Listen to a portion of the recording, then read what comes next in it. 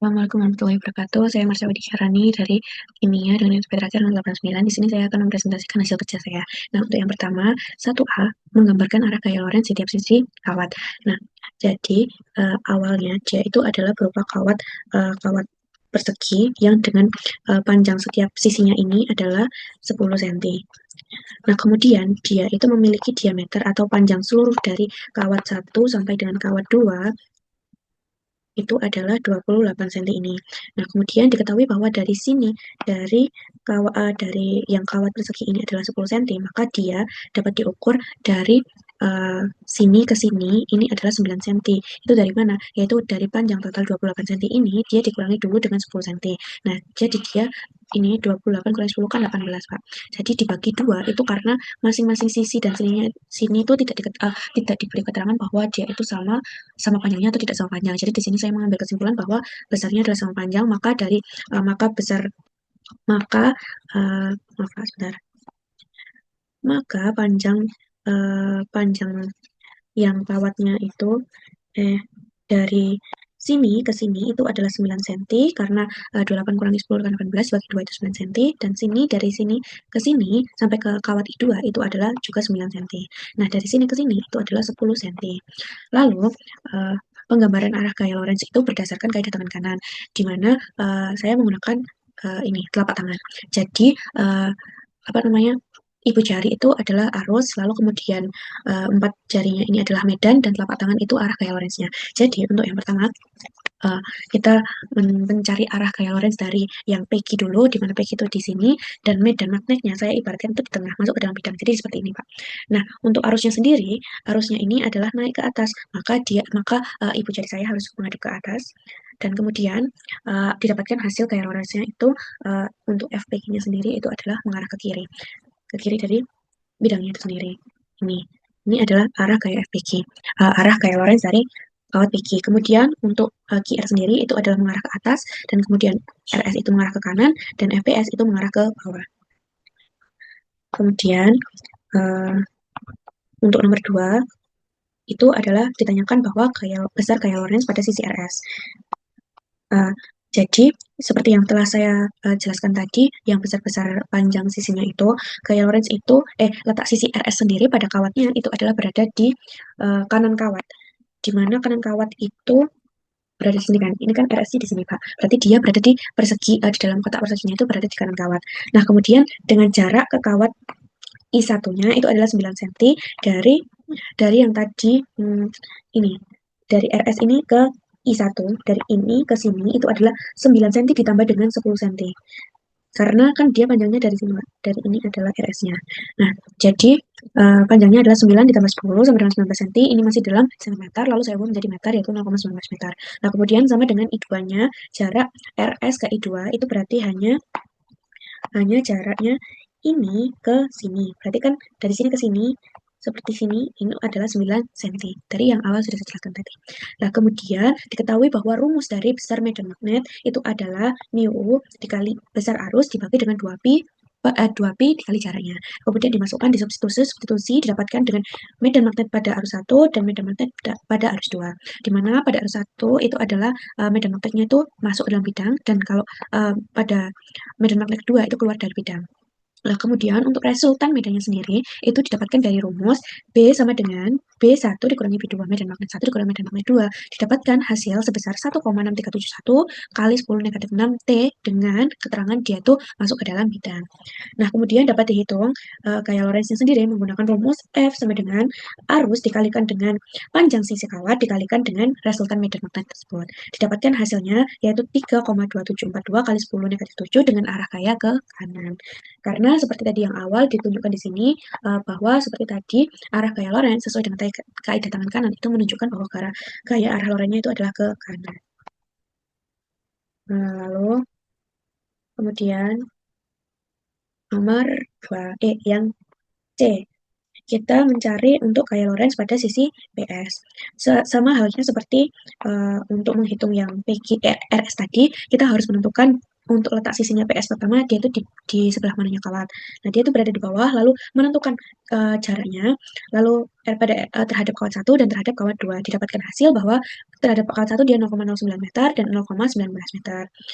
Terus habis itu dihitung juga, lalu dihitung masing-masing besar medan magnetnya, dengan keterangan bahwa medan magnet pertama dia itu masuk, dan kedua medan magnet terhadap kawat 2 itu dia keluar bidang. Lalu dihitung resultan medan seperti tadi, B kawat 1 dikurangi B kawat 2.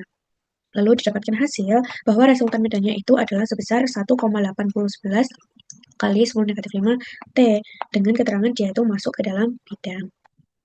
Seperti itu.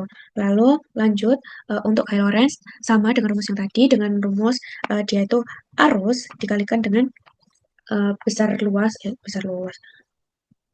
panjang sisi juga dikalikan dengan hasil resultan medan magnetnya. Lalu didapatkan hasil bahwa gaya Lorentz-nya itu adalah sebesar 30,6022 dikali 10 negatif 6 N dengan arah ke bawah. Gitu. Nah, lalu lanjut ke nomor 2.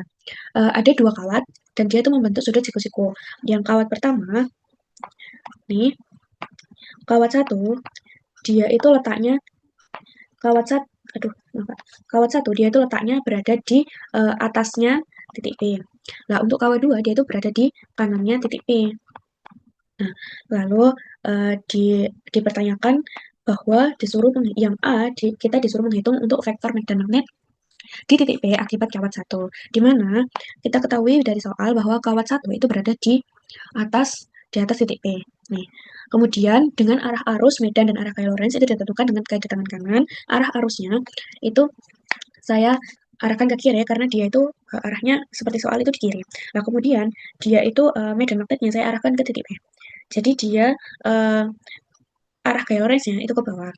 Nah, lalu dihitung dengan besar medan magnetnya sendiri itu menggunakan rumus seperti awal nomor 1 tadi, yaitu besar medan magnet sama dengan mu dikali arus dibagi dengan 2pi dikali jarak.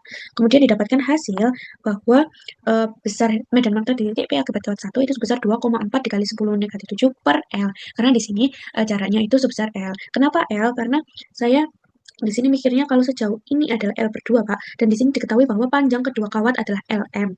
Berarti dari sini ke sini ini juga sama dengan L. Maka saya di sini ambil jaraknya adalah L.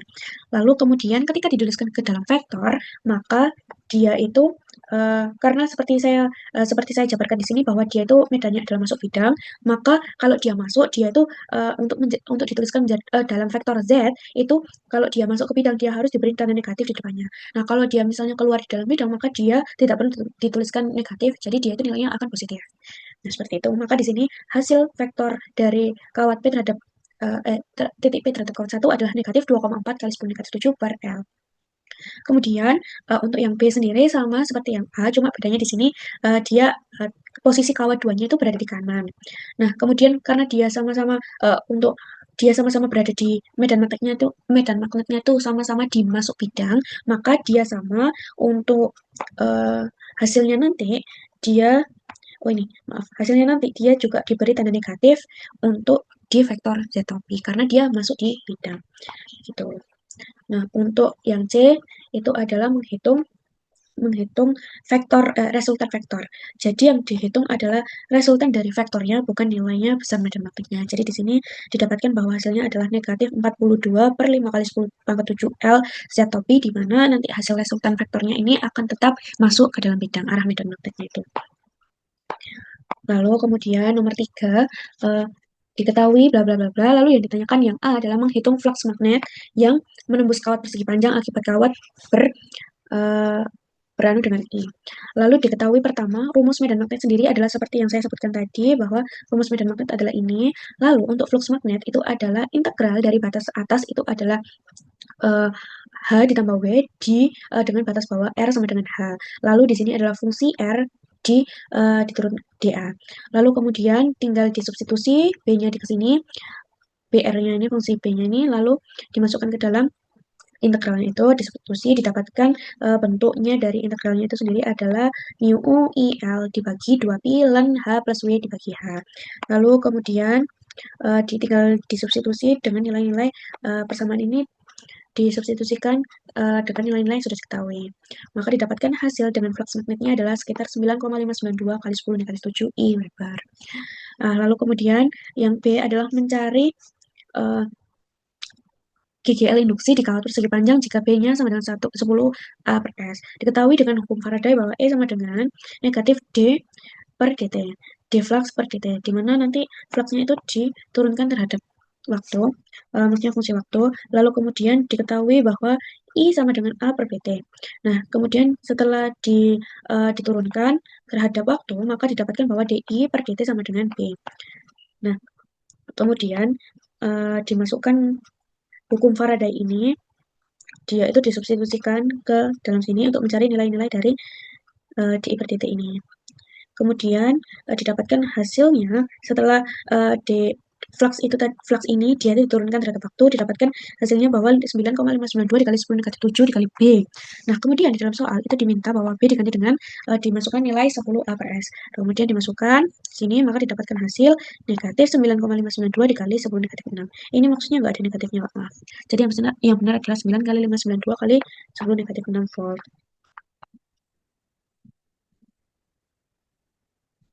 Nah, kemudian arah arus induksi di kawat persegi panjang untuk yang C itu adalah dia itu berputar berlawanan arah jarum jam karena sesuai hukum Lenz menyatakan bahwa arus induksi akan menimbulkan medan yang menentang perubahan flux. Dimana ketika karena I bertambah medan magnet dari kawat panjang akan semakin kuat dan flux magnet, maka arus induksi menentang kenaikan flux dan arah medan induksi berlawanan dan arus berputar berlawanan arah jarum jam. Lalu untuk nomor 4 ini ada rangkaian seri listrik. Lalu yang pertama yang A diminta untuk mencari nilai C ekuivalen dari rangkaian seri RLC. Nah, seperti yang diketahui bahwa ini adalah rangkaian seri. Maka untuk mencari C ekuivalen itu digunakan rumus 1 per C ekuivalen sama dengan 1 per C1 ditambah C 1 per C2. Nah, didapatkan hasil sebesar 26,4 kali 10 negatif 6 F. Nah, untuk yang B itu kita mencari impedansi rangkaian. Nah, didapatkan bahwa XL ini dari rumus 2pi frekuensi dikali L. Lalu dapatkan hasil yaitu 10 ohm. Lalu untuk yang XC itu dapatkan hasil 100,4 ohm. XC-nya itu adalah 1 per, karena dia itu seri, maka dia itu 1 per 2pi frekuensi C ekuivalen. Nah, lalu kemudian karena dia XC itu lebih dari XL, maka dia itu merupakan rangkaian kapasitif. Maka digunakan rumus untuk mencari impedansi rangkaian adalah Z sama dengan R kuadrat ditambah XL min XC dikuadratkan. Lalu ditemukan bahwa hasil dari impedansi rangkaiannya adalah sebesar 90,6 ohm.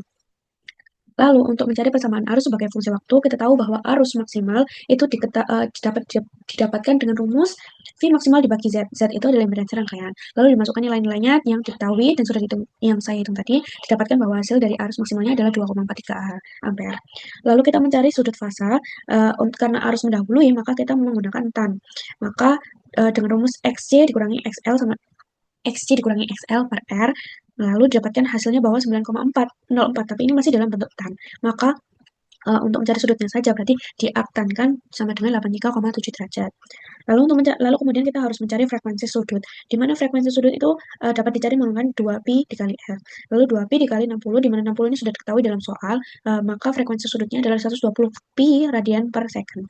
Lalu dari yang saya cari tadi dari yang ini semua itu dapat disimpulkan bahwa persamaan arus terhadap waktu ini adalah I max dikali sin WT plus sudut.